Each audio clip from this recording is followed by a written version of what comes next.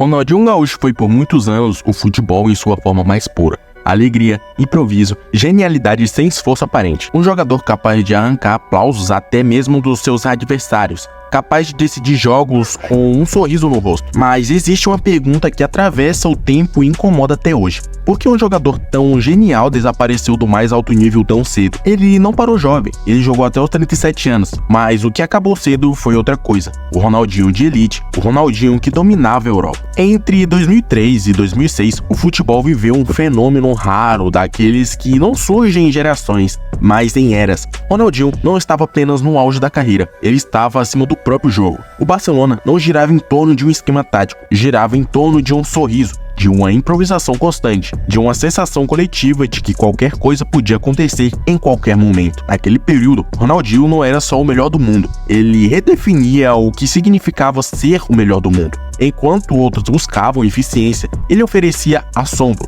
Enquanto o futebol caminhava para a padronização, ele caminhava na direção oposta, a do imprevisível absoluto. Cada toque na bola parecia um convite ao impossível. Dribles que não existiam nos manuais, passes que desafiavam a geometria do campo, gols que pareciam fruto de uma intuição quase divina, como se ele estivesse jogando na rua, não no maior palco do futebol europeu. Ronaldinho não executava jogadas, ele as criava no instante exato em que o jogo parecia travado. Seu futebol não se adaptava ao sistema. O sistema é que precisava se adaptar a ele. Defesas inteiras eram desmontadas, não pela força ou pela velocidade pura, mas pela humilhação técnica, pela quebra psicológica. Marcar Ronaldinho não era apenas uma tarefa física, era um exercício de sobrevivência emocional. O reconhecimento veio de uma forma unânime. Ronaldinho Gaúcho ganhou a Champions League, dominou a La Liga, levantou a bola de ouro, acumulou prêmios individuais e talvez o mais importante, conquistou algo que as estatísticas não mentem: o respeito absoluto até dos rivais. No Santiago Bernabéu, na casa do seu maior rival, Ronaldinho Gaúcho foi aplaudido de pé. Não por diplomacia, aquela noite simbolizou tudo: o futebol reconhecendo quem o governa. Naquele momento, a sensação era clara. Não estávamos vendo apenas um craque em grande fase. Estávamos diante de um jogador que parecia destinado a reinar por uma década inteira. Talvez mais. Alguém que unia talento, carisma, genialidade e impacto cultural. Ronaldinho era o futebol em sua forma mais pura, mais livre e mais feliz. Mas a história não seguiu esse roteiro.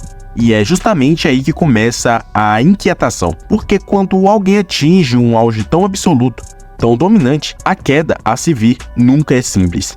Ela carrega perguntas, estranhamentos e silêncios.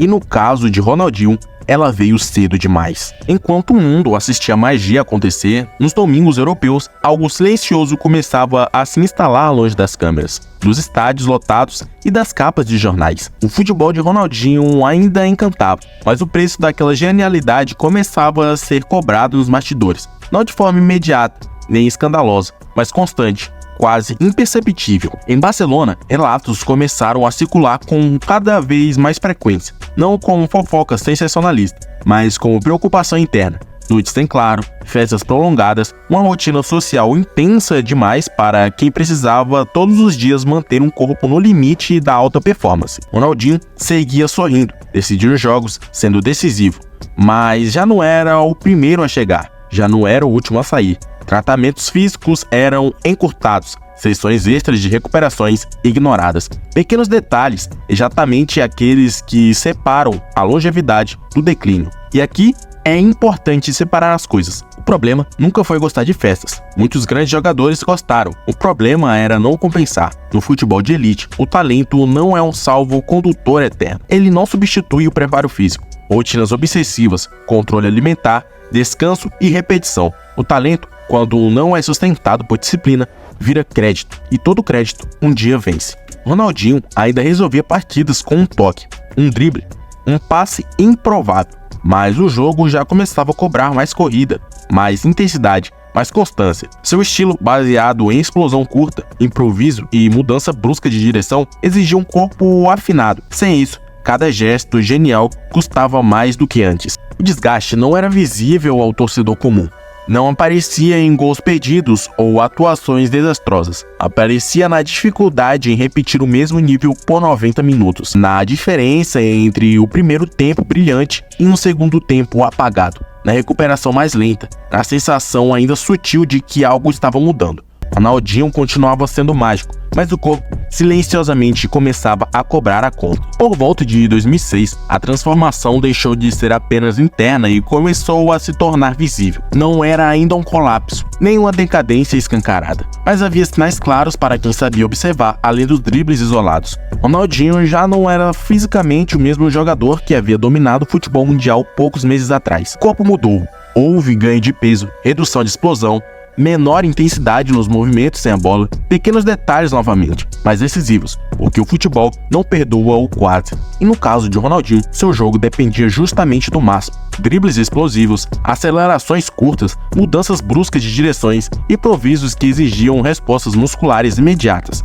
Quando a velocidade caiu, mesmo que apenas alguns décimos, todo o sistema começou a ruir. Isso é crucial para entender o declínio. Ronaldinho não era um jogador de economia de movimentos, mas de leitura posicional constante. Ele criava vantagens nos desequilíbrios físicos e técnicos ao mesmo tempo. Quando o corpo já não respondia com a mesma prontidão, a genialidade continuava ali, mas sem o suporte necessário para se manifestar com frequência. O drible ainda existia, a arrancada nem sempre. Sem um regime de treino extremamente rigoroso, essa perda se tornou progressiva e depois irreversível. O futebol de alto nível não aceita manutenção passiva, ele exige reconstrução diária.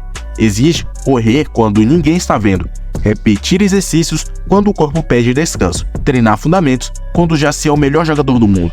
É aí que mora um ponto que muita gente não entende. Treinar em mais alto nível não é opcional, não é leve, não é prazeroso, é obsessivo, repetitivo e exaustivo. Um processo mental, tanto quanto físico. Os jogadores que duram muito tempo no topo não são apenas talentosos, são verdadeiros fissurados pelo próprio corpo. Messi, Cristiano Ronaldo, Modric, Lewandowski, todos compartilham uma característica: a obsessão silenciosa pelo detalhe. Ronaldinho não era assim, ele confiava no talento, no jogo, no momento. Enquanto isso funcionou, foi imbatível, mas quando o corpo começou a mudar, o futebol não esperou que ele se adaptasse, simplesmente seguiu em frente. E a partir daí, cada temporada passou a exigir algo que Ronaldinho já não estava disposto ou preparado para oferecer. E até parece que nós estamos falando de outro jogador, Neymar Júnior, que também é extremamente talentoso, mas que cometeu o mesmo erro de Ronaldinho Gaúcho. E caso você queira ver o que fez Neymar Júnior não ser o maior jogador da sua geração, eu vou estar deixando um card do vídeo que eu fiz sobre esse assunto, passando agora aí em cima. A chegada de Pep Guardiola ao comando do Barcelona em 2008 não foi apenas uma mudança de treinador, foi uma ruptura filosófica, um ponto sem retorno. Ali, de forma silenciosa, racional e implacável, encerrou-se a era de Ronaldinho no clube, mesmo que o craque ainda vestisse a camisa azul-grená por alguns meses. Guardiola não queria apenas talento, ele exigia disciplina absoluta, intensidade constante, compromisso diário com cada detalhe no processo. O futebol que ele imaginava não dependia de momentos isolados de genialidade, mas de repetição, pressão, posicionamento, sacrifício coletivo. Era um modelo que não fazia concessões, nem mesmo para ídolos. Naquele momento, Ronaldinho representava exatamente o oposto, não por falta de capacidade técnica, mas por postura. Treinos incompletos, menos intensidade, rotina distante do padrão obsessivo que Pepe pretendia implementar. Para Guardiola, o problema já não era apenas rendimento em campo, era influência, era o risco de normalizar comportamentos que poderiam contaminar uma geração inteira que estava começando a surgir. Entre esses jovens, um nome se destacava: Lionel Messi. Pepe enxergava algo que poucos viam com tanta clareza naquele instante. Para que Messi se tornasse o que poderia ser, o ambiente precisava ser absolutamente profissional, sem exceções, sem privilégio, sem ídolos acima do projeto. E nesse contexto, manter Ronaldinho como referência interna passou a ser um obstáculo, não uma solução. A decisão foi dura, mas clara. O Barcelona seguiria em frente sem o seu maior ídolo recente da história moderna. Sem drama público, sem declaração agressiva, sem confronto direto, apenas uma mudança de rumo que deixava subentendido: aquele ciclo havia terminado. Ronaldinho saiu do Barcelona aos 28 anos. Vale repetir isso: 28. Uma idade em que muitos craques estão no auge físico, uma idade em que se constrói legados ainda maiores, não se encerram capítulos, e foi justamente isso que tornou a saída tão chocante. Não parecia um final natural, parecia um corte cirúrgico. Ali, o futebol moderno venceu o futebol da inspiração, e o Ronaldinho, talvez sem perceber naquele momento, ficava para trás. Já no Milan, Ronaldinho ainda carregava o peso de seu nome. Quando tocava na bola, os estádios ainda se inclinavam para a frente, companheiros ainda esperavam o improvável, adversários ainda hesitavam por um segundo a mais, e no futebol, o segundo ainda pode ser decisivo. O talento estava lá, o controle de bola seguia absurdo, a leitura do jogo continuava acima do comum. Em certos momentos, ele parecia surpreender o tempo. Um passe de calcanhar quebrava linhas, um drible curto desmontava um marcador, um lançamento preciso criava um gol do nada. Esses lampejos não eram ilusões, eram reais, eram provas que a genialidade não havia morrido. Mas o futebol não vive de lampejos. O que havia desaparecido era a improvisação. Ronaldinho já não controlava o ritmo da partida do início ao fim. Já não acelerava quando queria, nem desacelerava quando precisava. Seu corpo já não sustentava o jogo que sua mente ainda enxergava com clareza. O futebol europeu naquele momento entrava em uma nova era. Uma era menos tolerante ao improviso sem sustentação física.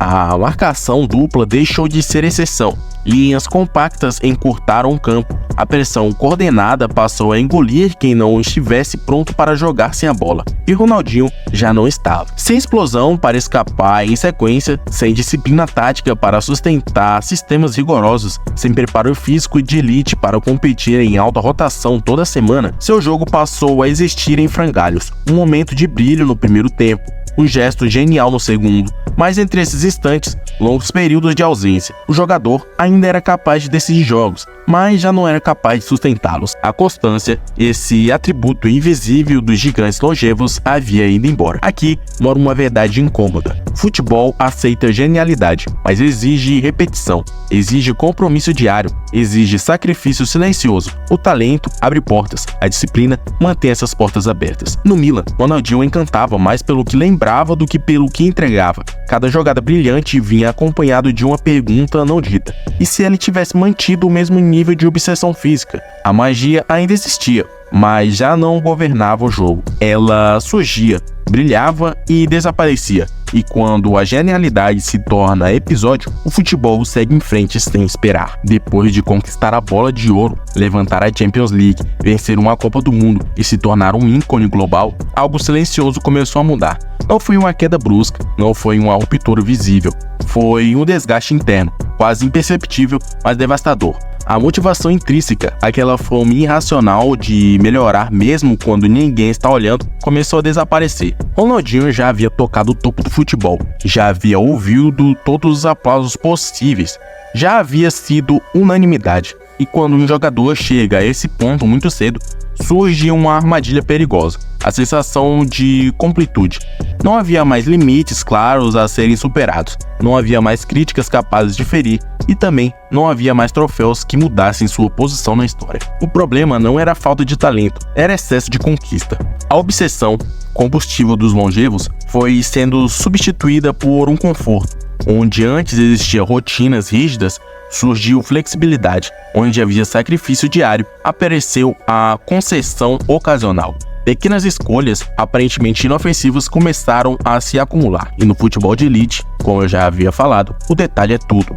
Treinar forte quando se está motivado é fácil. O verdadeiro diferencial está em treinar forte quando não há nada a provar. Messi, Cristiano Ronaldo e outros que permaneceram no topo por mais de uma década entenderam isso. Eles competiam contra o próprio reflexo no espelho. Ronaldinho, por uma grande parte do tempo, também fez isso, mas no final de sua carreira, não. Seu prazer vinha do jogo em si, da liberdade de alegria espontânea. Quando o futebol passou a exigir mais controle do que improviso, mais rotina do que inspiração, mais repetição do que surpresa, algo se perdeu. Sem fome, o corpo não responde. Sem fome, a mente relaxa. Sem fome, o talento vira memória. E assim, sem um grande colapso, sem uma queda espetacular, o melhor jogador do mundo começou a se afastar do centro do palco. Não por incapacidade, mas por saciedade. O futebol não pune quem erra, ele pune quem se acomoda. O retorno ao Brasil não foi apenas uma volta geográfica, foi uma volta simbólica. Um círculo se fechando.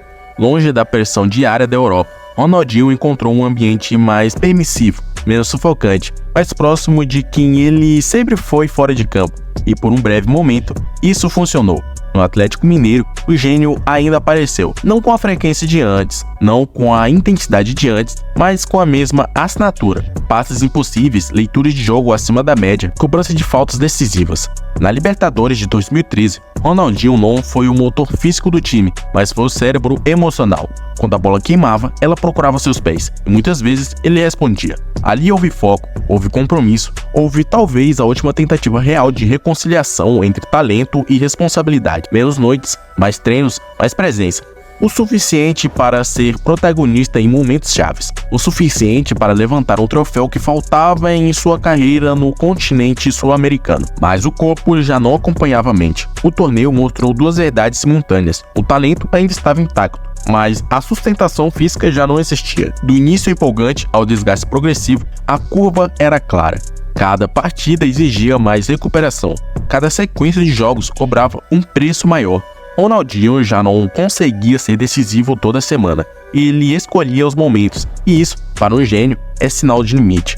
Depois veio o Fluminense, e ali o fim foi silencioso. Poucos jogos, pouco impacto, nenhuma narrativa épica. Um encerramento quase burocrático para alguém que havia definido o que era espetáculo no futebol. Não houve despedida à altura, não houve o último grande alto. A história simplesmente parou. Ronaldinho não saiu de campo derrotado, saiu esgotado, e talvez isso seja o mais melancólico de tudo. O futebol não levou o gênio embora, o tempo fez isso, lentamente, enquanto o mundo ainda tentava encontrar em flashes cada vez mais raros, aquele sorriso que um dia dominou o jogo. O que aconteceu com Ronaldinho não foi uma queda repentina, não houve um dia específico em que tudo acabou. Houve uma soma silenciosa de escolhas, omissões e limites ignorados. Foi um processo. Enquanto muitos preferem tratar sua trajetória como um desperdício entre aspas de talento, a realidade é mais complexa e mais desconfortável. Talento nunca foi o problema. Ele continuou existindo até o fim. O que se perdeu foi a capacidade de sustentar esse talento no ambiente mais cruel do esporte, o alto rendimento contínuo. O futebol moderno não pune apenas quem joga mal, ele pune quem não se adapta. Corpo, mente e jogos precisam evoluir juntos. Quando um falha, os outros até tentam compensar. Quando os três entram em declínio ao mesmo tempo, nem a genialidade resiste. Fisicamente, o Ronaldinho não manteve o padrão exigido. Psicologicamente, a fome diminuiu. Taticamente, o jogo ficou mais intenso, mais compacto, mais coletivo e menos tolerante ao improviso isolado. Nada disso isolamente seria fatal. Juntos foram definitivos. Aqui está a parte que poucos gostam de ouvir. No futebol de elite, disciplina não é um detalhe, é um multiplicador de carreira. Ele não cria talento, mas decide quanto tempo ele sobrevive. Ronaldinho não deixou de ser magnífico, ele deixou de ser competitivo no mais alto nível. E essa distinção importa, porque ser mágico encanta, mas ser competitivo sustenta legado. Ronaldinho escolheu viver o futebol com leveza, não com obsessão. Isso tornou único e, paradoxalmente, limitou sua longevidade no topo. A verdade incômoda é essa. Não existe erro moral nessa escolha, mas existe uma consequência esportiva. E o futebol, diferente da memória afetiva, não negocia com escolhas. Ronaldinho sempre costuma dizer que preferiu ser feliz a se sacrificar por recordes. Talvez seja verdade, mas a pergunta permanece. Até que ponto um competidor se realiza abrindo mão da própria grandeza? Outros lutaram até o fim. Ele desistiu antes. Seu legado é duplo, o auge mais alegre que o futebol já viu, e o maior alerta sobre o preço da falta de disciplina. Bom, eu vou ficando por aqui e muito obrigado para você que ficou comigo até o final. Considere deixar o like e se inscrever no canal, porque isso vai ajudar muito a gente aqui. E se aparecer o botão de hype aí para você, clica nele, porque isso fortalece muito o nosso projeto. Muito obrigado mais uma vez para você que ficou até o final e até um próximo vídeo.